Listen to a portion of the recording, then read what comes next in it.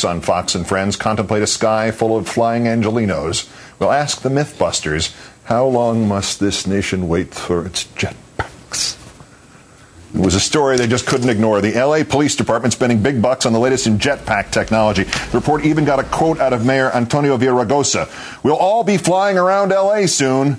The gumshoes over at Fox and Friends sleuthing their way to the bottom of this. The city of Los Angeles already ordering 10,000 jetpacks for its police, paramedics, and fire departments. Are you kidding? Can we afford that? The jetpack can fly up to 63 miles per hour and get as high as 8,000 feet in the air. It's looking better, Brian. You don't want to run out of gas. Yeah, but get this, the cost, $100,000. States, I mean, I'm all for, buying stuff up and helping capitalism and all that, but states, do they have $100,000? Well, they've already ordered 10,000 of them. Well, yeah, I think Montana could order it. They're in a surplus, but I don't think California should. But here's my thing. You got to make up some rules because you could have jetpacks flying into choppers. Right. 3 guys, total IQ 12. In addition to those obvious safety concerns raised by Detective Kilmeade, one had to wonder why a city which can't pay its police force overtime would spend $1 billion on unproven space-age technology. Shortly thereafter... Earlier, we were talking about jet packs where you could fly around, and it looked like the LAPD was going to buy a whole bunch of them. Turns out they're not going to, which means, Brian, more for you. Turns out they're not going to, which is Fox speak for we crapped on this story. The city's police chief, Charlie Beck, reiterating for the LA Times, we certainly haven't bought any jetpacks. We haven't bought squad cars for 2 years.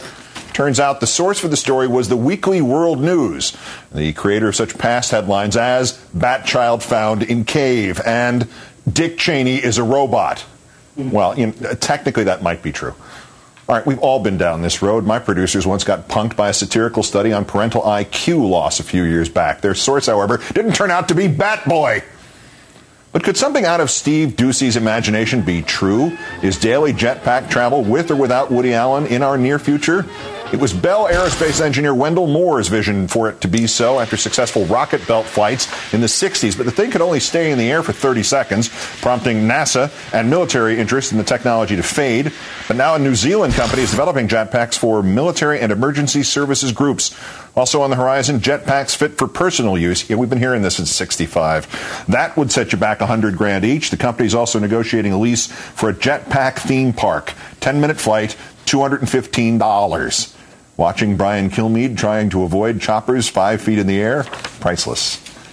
Joining me now, as promised, from Los Angeles to better assess the country's current state of jetpack affairs and fresh from their triumphant cameos in Craig Ferguson's Melt With You live video last night. Our friends, the Mythbusters, Adam Savage and Jamie Heineman. New episodes start tonight on the Discovery Channel. Gentlemen, thanks for your time tonight. Thanks for having us on. All right. Did you encounter any flying police officers on the way to the studio in L.A.? Not so much. No. I didn't think so. Where, Adam, are our jetpacks? We were promised jetpacks. When do I get my jetpack? Yeah, I don't think it's going to happen anytime soon, Keith. I mean, think about all the people that you pass driving every single day. Do you want those people flying around you every single day? I don't think so. I don't like them driving as it is. Exactly. Jamie, some of these personal jetpacks that are currently in development supposedly can go 60 miles an hour on a 5-gallon tank of gas. Can you give us a Cliff's Note version of how that's supposed to work? Well, these are basically an alternative to a helicopter, except that they're using smaller fans that they make work just as efficiently by putting them in a duct. They are possible. They do fly, like the footage shows, but there are several problems with that. In particular, you'll notice that in that footage that they show, they're doing it inside, and the devices have a particular problem with crosswinds. They buck uncontrollably currently, as far as I'm aware. Oh. Wow. Ouch.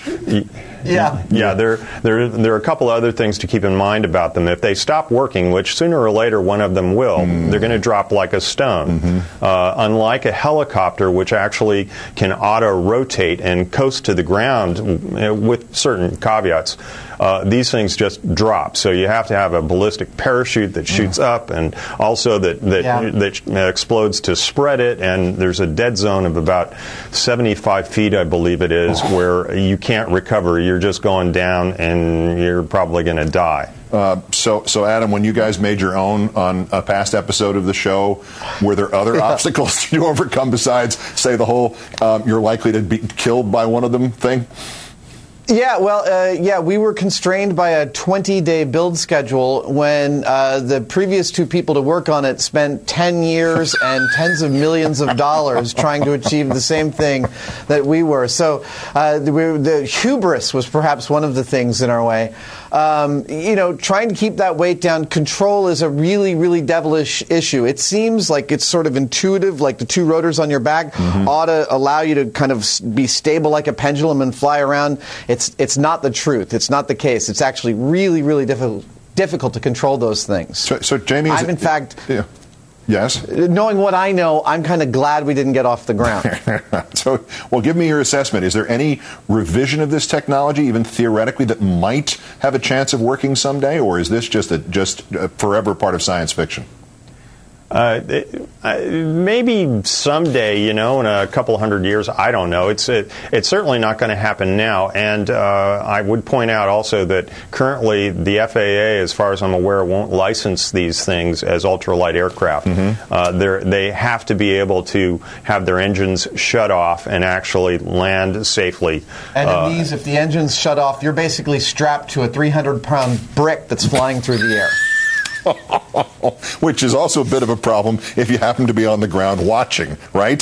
That's the other thing. And totally. And if it happens, you can rest assured we're going to strap Buster to a 300-pound brick and throw him through the air. Yeah, well, of course, that would be like 6 weeks worth of shows, and you'd love every second of it, and so would the audience, myself included. Adam Savage and Jamie Heineman from Mythbusters, the new series starts tonight on the Discovery Channel, and then, of course, the new music video career in the Craig Ferguson 80s Hair Forward Orchestra will be coming up real soon. Gentlemen, it's always a pleasure. Thanks for doing this with us tonight. Thanks, Keith. Thanks. That's October 6th. It's the 2,715th day since President Bush declared mission accomplished in Iraq, the 2,304th day since he declared victory in Afghanistan, and the 170th day of the Deepwater Horizon disaster in the Gulf. I'm Keith Olbermann. Good night and good luck.